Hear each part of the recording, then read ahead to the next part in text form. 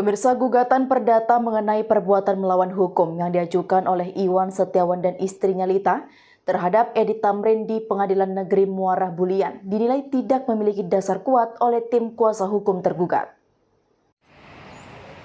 Gugatan perdata mengenai perbuatan melawan hukum yang diajukan oleh Iwan Setiawan dan istrinya Lita terhadap Edi Tamrin di Pengadilan Negeri Muara Bulian dinilai tidak memiliki dasar yang kuat oleh tim kuasa hukum tergugat.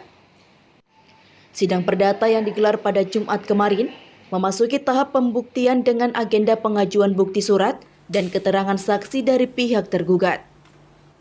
Sidang perdata mengenai sengketa pembangunan kebun kelapa sawit di Desa Terusan, Kecamatan Marosebo Ilir, Kabupaten Batanghari Jambi berlangsung dengan ketegangan.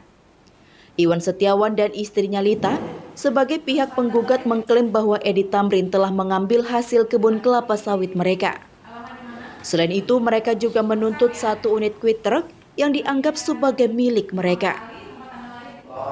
Dalam sidang kali ini, pihak tergugat Edi Tamrin menghadirkan 3 orang saksi dan mengajukan 26 bukti surat. Kuasa hukum tergugat Sergius Boyco Nitung mengatakan bahwa lahan kebun kelapa sawit yang disengketakan adalah milik klien yang saat ini telah dijual kepada Haji Fahrizal.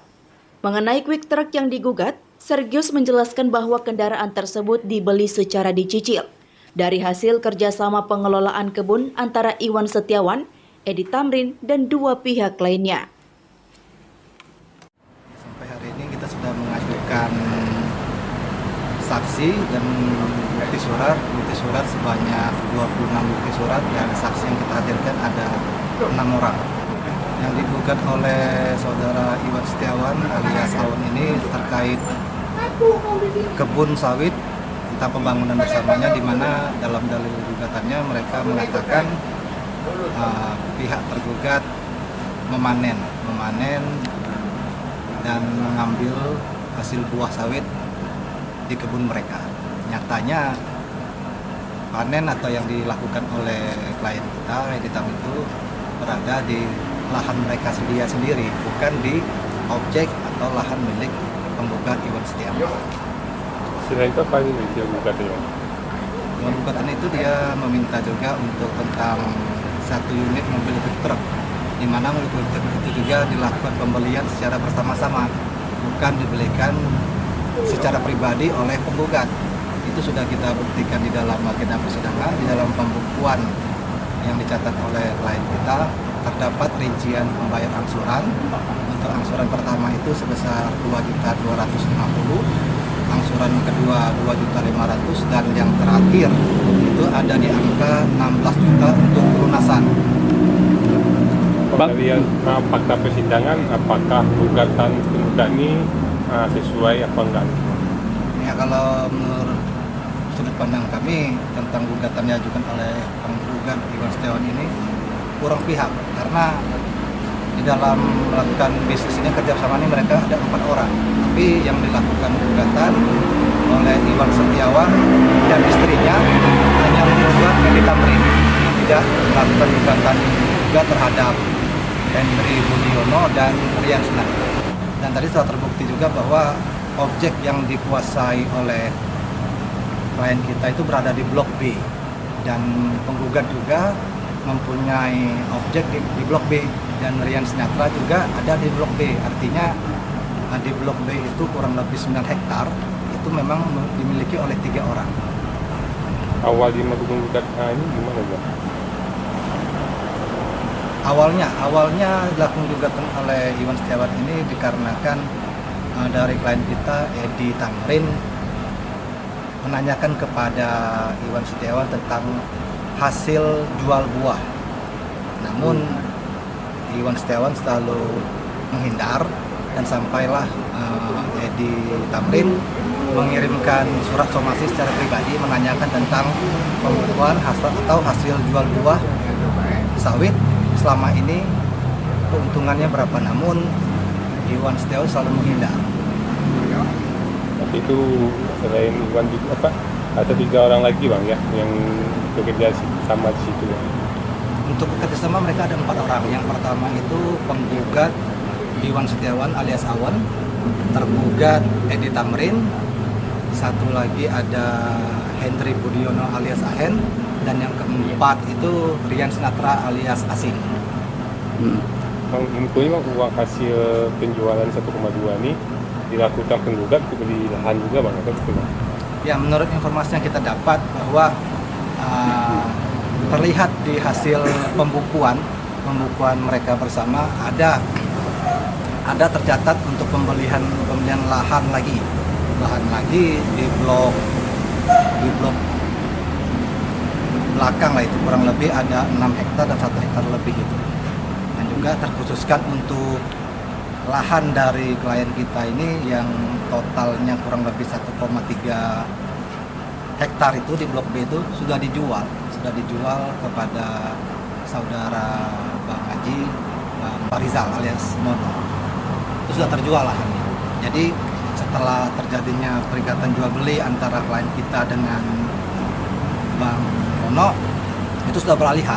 Jadi klien kita nggak melakukan pemanen lagi di blok B di luasan 1,3 hektar. Abrizul Ihsan Hasibuan, kuasa hukum Edi Tamrin, menegaskan bahwa penggugat tidak dapat membuktikan klaim mereka di pengadilan. Abrizul mengungkapkan bahwa Iwan Setiawan telah dilaporkan ke Polda Jambi atas dugaan penggelapan hasil pengelolaan kebun kelapa sawit yang dikelola secara bersama oleh Iwan Setiawan, Edi Tamrin, dan 2 pihak terkait. Bukti gugatan juga, penggugat nggak bisa buktikan gugatan. Ini mereka lakukan hanya untuk menghindari pidananya aja, karena mereka udah dilaporkan di Polda. Dan sebenarnya gugatan ini juga nggak bisa menghalangi itu. Jadi agak aneh juga kalau di gugatannya untuk menghalangi Polda itu nggak apa-apa. Hanya untuk ini gugatan ini akal-akalan lah ini. Mengada-ada dengan ini sehingga yang di Polda dia pikir untuk nyetop. Ya. Kalau boleh tahu Pak, yang di Polda laporan terkait apa Pak? Laporannya terkait perhitungan hasil, pembagian hasil selama kerjasama, selama kongsi. Berarti klien kita ini melaporkan penggugat terkait istilahnya Penggelapan uang hasil yang didapat dari hasil panen. Dia nggak pernah memberi rincian berapa keluar, berapa hasil. Orang ini hanya ketika bangun sama-sama, duit sama-sama, hasilnya dia aja yang ambil. Itu yang dilaporkan. Itu berapa lama berjalan itu? Sudah 1 tahunan. Kita akan desak lagi tuh orang Polda nanti biar jalan. Edi Tamrin menyampaikan kekecewaannya terhadap penggugat yang tidak terbuka mengenai hasil pengelolaan kebun kelapa sawit.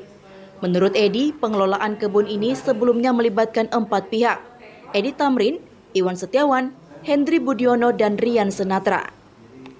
Masalah kecil ya, dari kita kerjasama bangun kebun, cuman dia ada bagaimana tidak terbuka, tidak gentleman, tidak menghitungan dari hasil bangun kebun.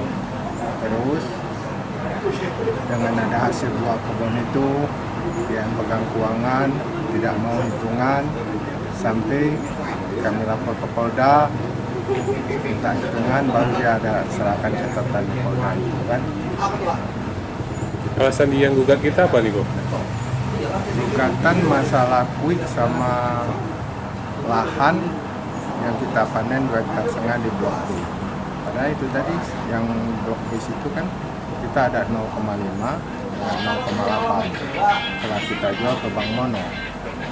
Terus kita tidak ada manen lagi di situ.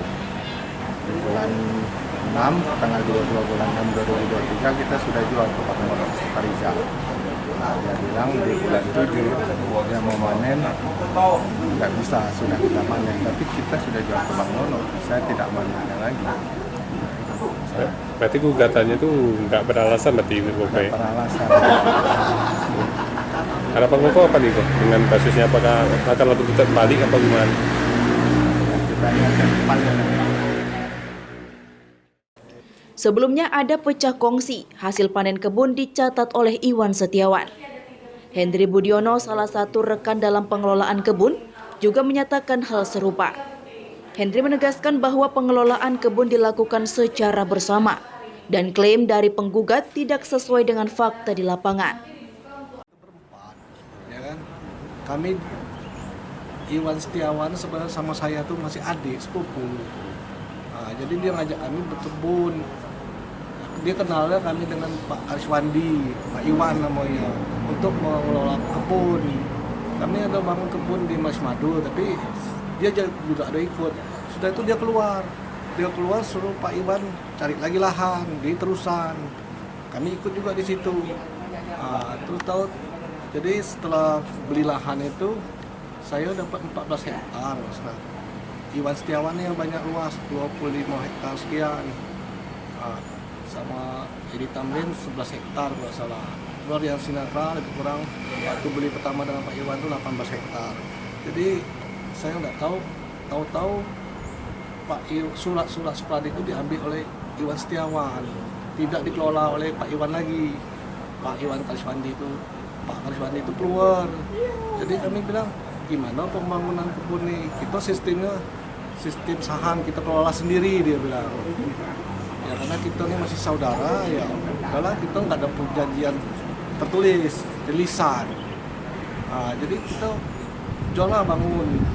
Jadi kami beli ekskavator 1 unit, itu kalau masuk step 7 tuh.